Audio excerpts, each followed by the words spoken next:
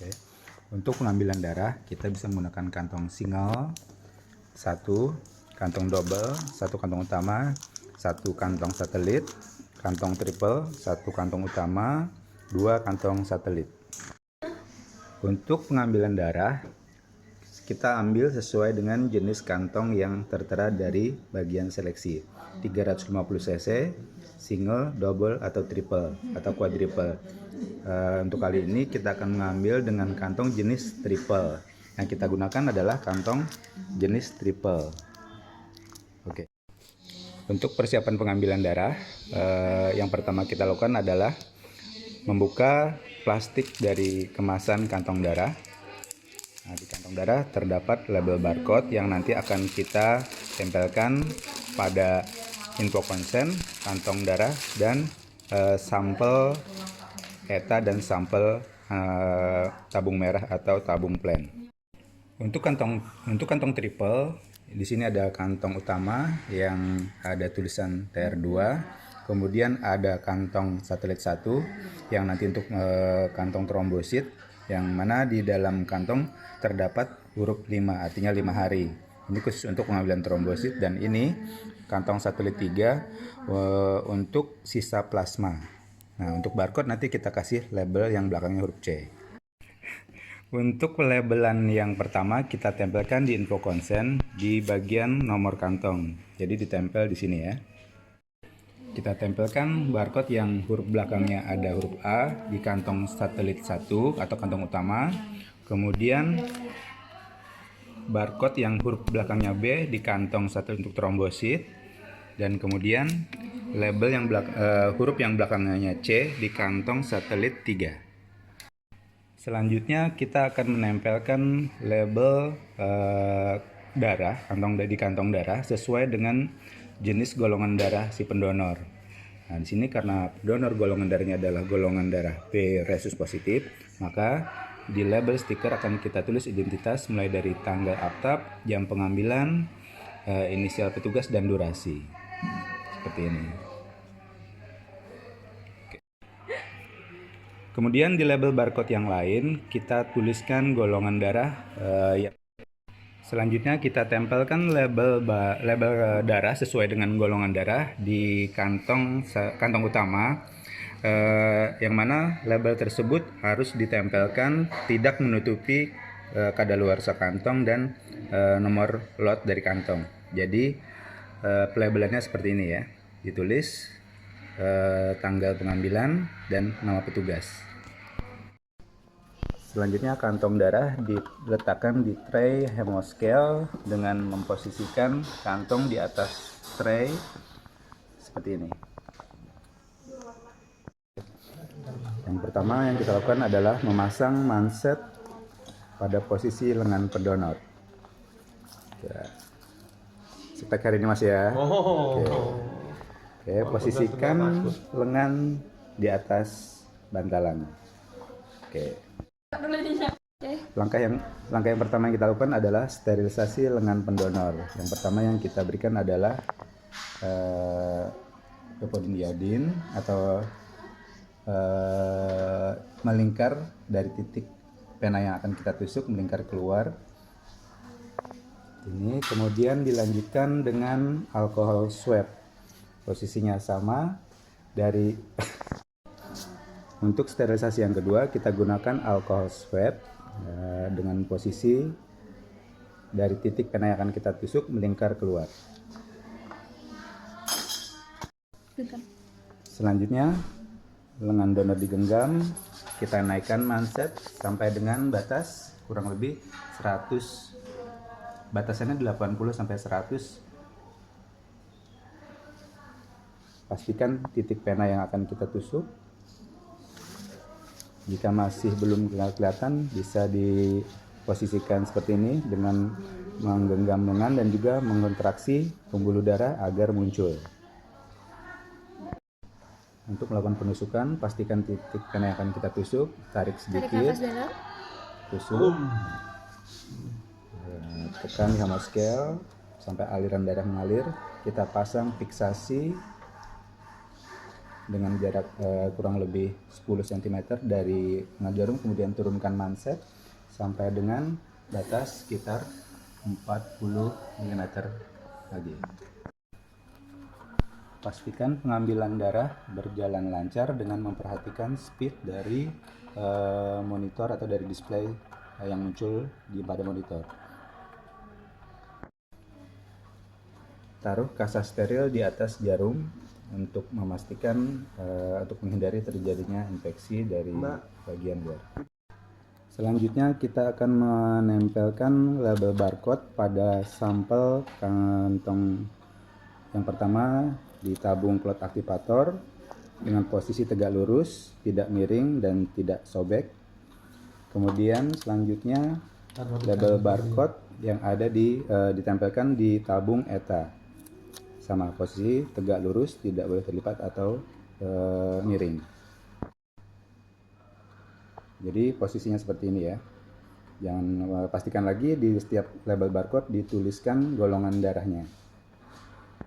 Kemudian perlu diingat untuk penempelan barcode agar warna dari tabung yang merah dan yang ungu tidak menutupi barcode. Jadi terlihat jelas. Jadi seandainya tutupnya dilepas, bisa dipastikan bahwasanya ini adalah tabung ETA atau tabung cloth aktivator. Selama proses pengambilan, kita tulis identitas dan historis dari proses pengambilan darah. Yang pertama adalah kita isi di formulir info konsen inisial petugas, kemudian jarum validasi kantong, kemudian juga validasi pendonor, pembersihan lengan, tanda tangan para petugas, kemudian jam mulai pengambilan sampai dengan nanti jam selesai pengambilannya. Kemudian dicatat juga nanti jika ada reaksi samping yang terjadi. Kemudian kita juga mencatat nomor kantong pada logbook Hemoscale. Jadi di sini untuk mencatat berapa Hemoscale mana yang kita gunakan, kemudian berapa lama durasi pengambilan berlangsung. Ya. Setelah pengambilan selesai, tekan tanda pause atau warna kotak. Memang. Kemudian untuk finishing, yang pertama adalah kita lakukan klem di selang kurang lebih 10 cm dari jarum. Kemudian kita lakukan tarik simpul selang kantong. Selanjutnya kita pasang lagi pinset yang kedua untuk pengambilan sampel darah dari sampel laboratorium. Oke, kemudian kita potong selang. Selanjutnya setelah kita potong, kita masukkan sampel melalui selang yang tadi kita potong. Isi sampai dengan batas kurang lebih 3/4 bagian dari tabung.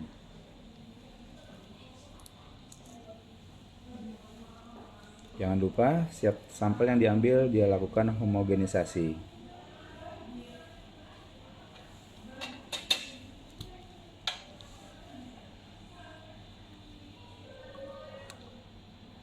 Untuk volume sama ya, tabung cloth aktivator dan tabung ETA diisi kurang lebih 3/4 bagian dari tabung. Sama juga kita harus homogenisasi juga untuk tabung ETA.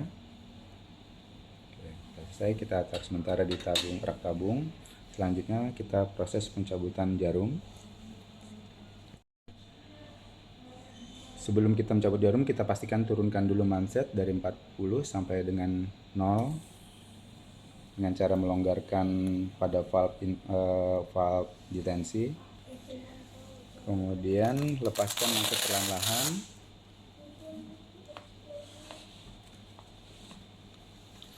Oke, setelah itu lepaskan fiksasi.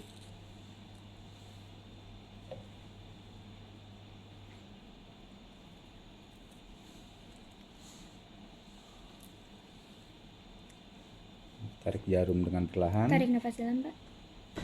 Ditekuk tangannya. Lipat tangannya. Kemudian jarum kita masukkan di tempat limbah jarum. Oke, selanjutnya kita lakukan kita lepas dulu kantong dari tray untuk dilakukan penyerutan dengan hand sealer atau tube stripper. Diserut sampai dengan ke ujung kantong, kemudian dihomogenisasi. Oke. Setelah selesai dihomogenisasi, selang kantong kita bikin simpul seperti ini.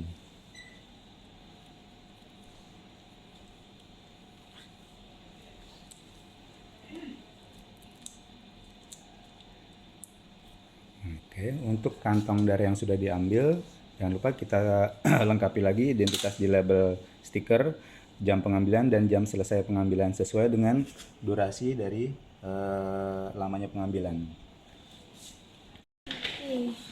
Untuk pendonor, setelah selesai recovery, kita pasang Tensoplast pada titik luka yang bekas tusukan.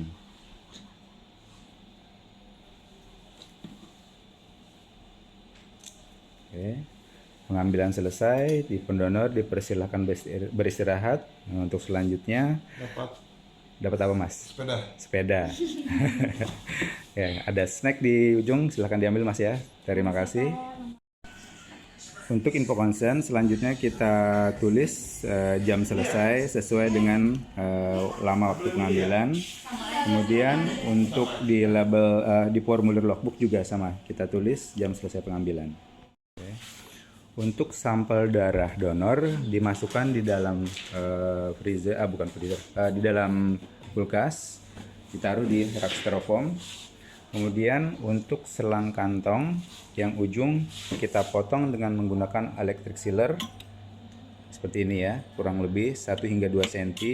Kemudian ujungnya kita potong, kita buang di tempat limbah selang. Selanjutnya kantong darah kita simpan sesuai dengan jenis kantong darah. Karena ini untuk pengambilan trombosit, maka kita simpan di dalam cool box dengan estimasi suhu antara 20 sampai 24 derajat Celcius. 22 sampai 24 derajat Celcius.